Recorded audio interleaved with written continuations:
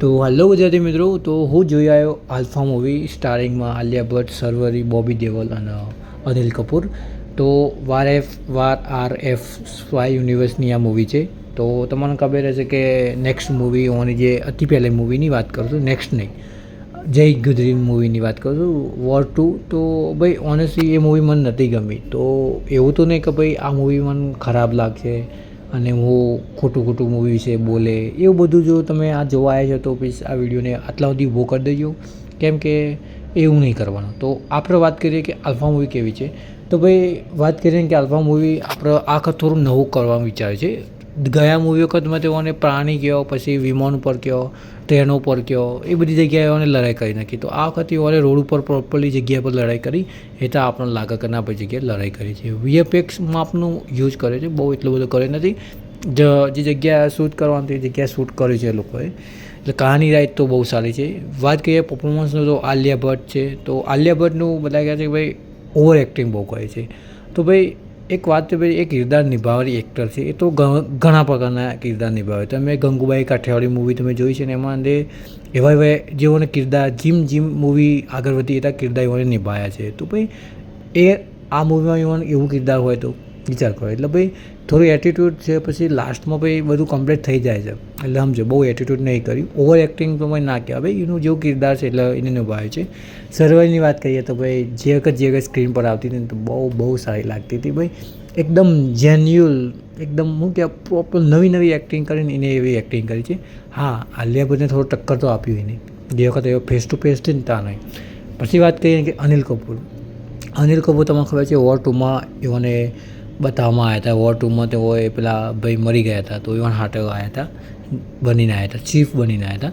તો અને આલિયા ભટ્ટ, શર્વરી અને અનિલ કપૂરનો શું સંબંધ છે એ તમને મૂવીમાં જોવા મળશે. જો હું તમને અત્યારે કહી દઉં તો મજા નહીં આવે, એટલે મૂવીની અંદર તમે જોઈ શકો છો. પછી બોબી દેઓલ, તો ભાઈ બોબી દેઓલની એક્ટિંગ તો કોઈ ખરાબ નહીં, પણ ખાલી ઘણા લોકો કહે છે કે ભાઈ હરિયાણી ભાષા એમાં શૂટ થતી નથી. તો ભાઈ આમાં શું કહ્યું એ લોકો, એટલે કશું કહેવા જેવું નથી. મને તો બહુ સારી લાગી, ભલે ગમે તે હોય પણ મને તો બહુ સારી લાગી. એક્ટિંગ વાઇઝ પણ બહુ સારી લાગી. એવાનું જે પાછળનું તમને ખબર પડશે ને મૂવીના અંદર જોવા મળશે.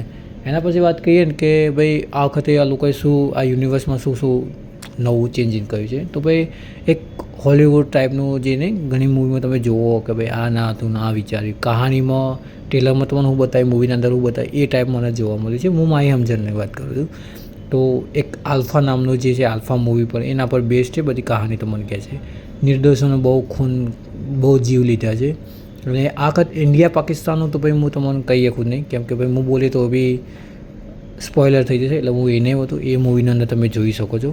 પછી પરફોર્મન્સનું બધા એક્ટરનું સારું કામ છે. કેમિયો વાત કરીએ તો રિતિક રોશન સર ઓફિશિયલી તમને કેમિયો એ આપણે ટ્રેલરમાં બતાવ્યા હતા. તો કેમિયો પણ સારો છે. તો થોડી વાર પણ આવ્યા હતા રિતિક રોશન એટલે કબીર, સમજી લો. આલિયા ભટ્ટ અને સર્વેની મદદ કરવા આવે છે. આટલું કીધું, બસ હવે ત્યાં આગળથી ના કહેવા મારાથી. અને ક્લાઇમેક્સ બહુ સારો છે. ઘણા લોકો કહે કે ભાઈ આલિયા ભટ્ટ અને બોબી દેઓલનું કે કોઈ મિલન કોઈ થતું જ નહીં. ભાઈ કોઈક નવું કરો તો કોઈક જોવા મળે. બાકી તમે પુરુષ લડો, લડકી લડો તો પછી શું મિનિંગ. એટલે થોડું હટકે કર્યું. આલિયા ભટ્ટ તો બોબી દેઓલનામાં એની છોકરી લાગતી હતી, પણ જે વખત લડતો હતો બે વખત જોરદાર લાગતો હતો. મને તો બહુ સારું લાગી.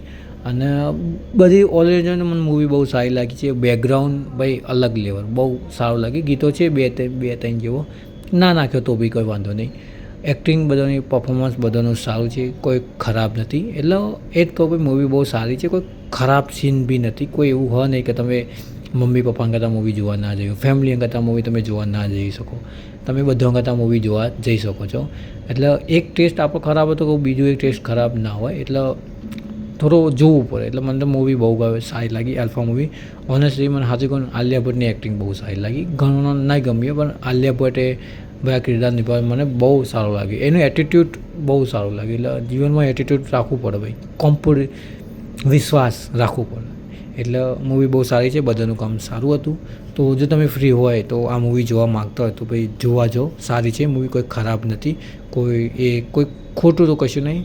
અને બીજાનો રિવ્યૂ તમે સાંભળીને જો ના જો એ તમારી મરજી, પણ જો ફ્રી હોય તો આ મૂવી તમે જોવા જઈ શકો છો. મને તો સારી બહુ લાગી. અહીં તો મારે ત્યાં તો બધા સિટીઓમાં હતા ભાઈ રિતિક રોશનની પર કોઈ એવું નહીં કે થિયેટર ખાલી બધાએ સીટીઓ મારી. બાકી વિડીયો ગમે તો વિડીયોને લાઇક કરજો, ચેનલને કહી નાખજો સબસ્ક્રાઈબ.